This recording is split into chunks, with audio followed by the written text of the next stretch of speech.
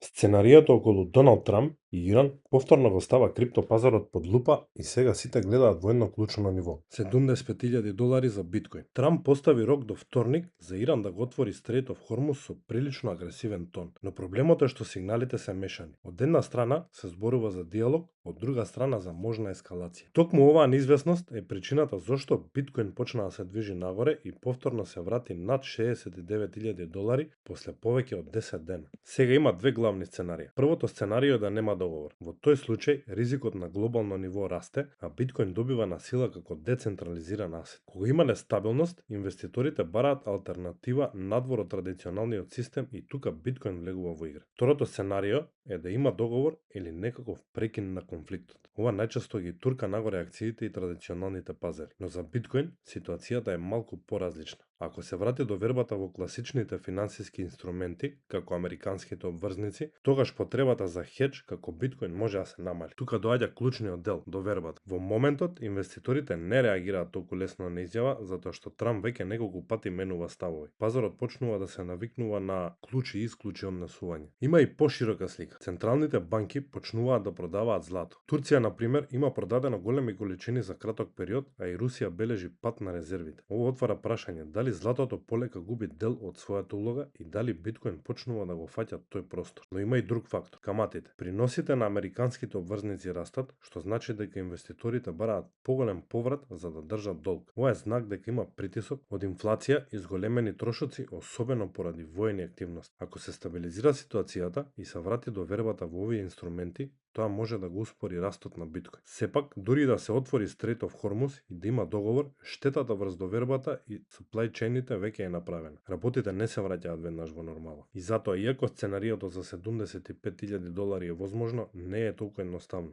Пазарот нема да реагира само на една вест. Потребно е време за да се изгради вистински булиш моментум, особено во ваква нестабилна геополитичка ситуација. Заклучокот е јасен. Биткоин има потенцијал да оди кон 75,000, но тоа нема да зависи само од исходот меѓу САД и Иран, туку од тоа дали инвеститорите ќе продолжат да го гледаат како сигурна алтернатива во нестабилен свет. Кој е вашето мислење? Пишете ни подолу во коментар.